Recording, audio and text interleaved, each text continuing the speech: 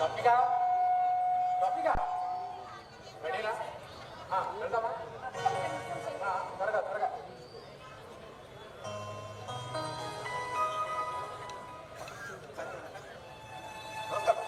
నమస్కారం అండి. మీ ఇంటి ఇంత అడవాడు పడుతున్నారు. రోజు ఈ పాటతో రెడీగా ఉండేవాళ్ళు కదా.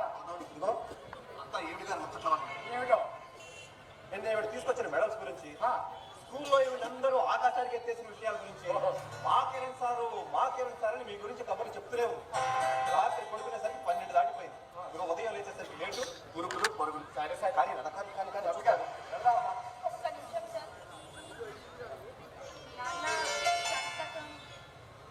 ఈ పడవలని తీయడానికో రాత్రి చేసే సంతకం పెట్టుకోకుండా మర్చిపోతావు. మెడల్స్ చూపించడానికి అయితే మధ్య పడకూడదే. గోవర్ధన్ గారు చిన్నపిల్లండి మర్చిపోయానంటుంది కదా, సంతకం పెట్టండి, లేట్ అవుతుంది. కానీ ఎన్నో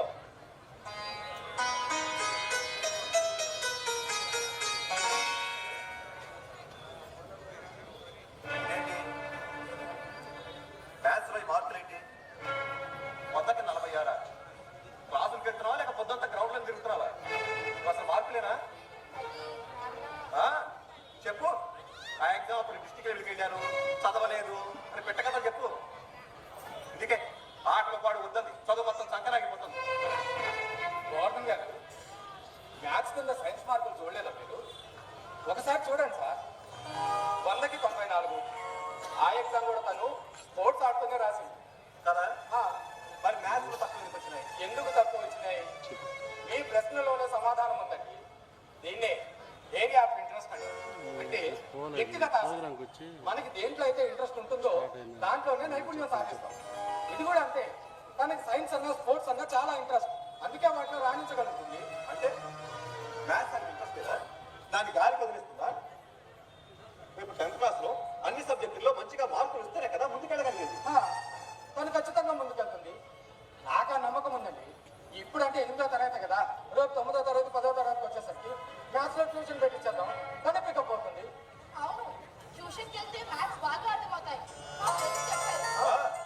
చెప్తాను. నువ్వు పరుగుల పోటీలు ముందుకి చదువులో వెనకబడు.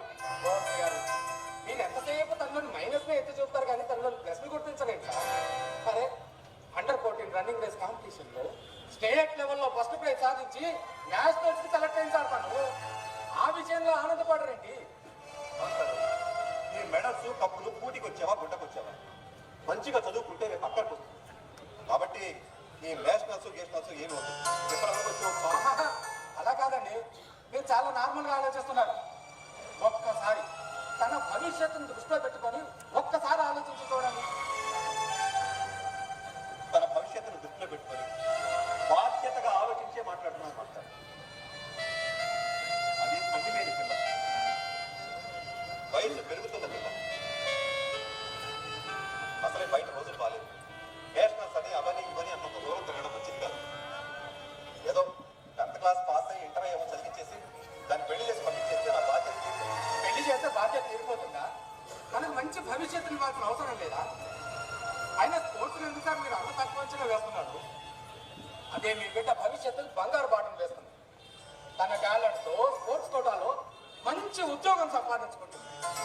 తన భవిష్యత్తును తనే నిర్మించుకుంటుందండి.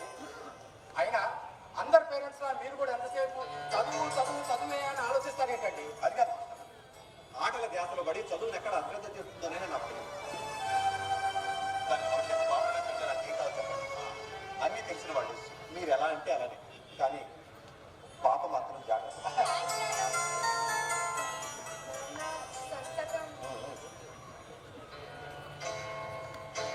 ఇదిగో ఇక నుంచి మ్యాథ్స్ లో కూడా మంచి మార్కులు రావాలి.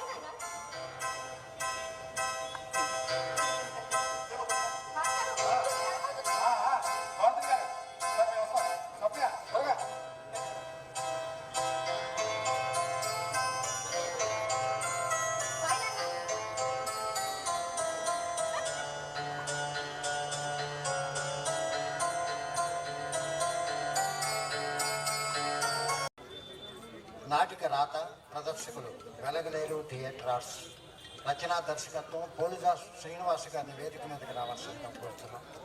అలాగే టీం సభ్యుల పాప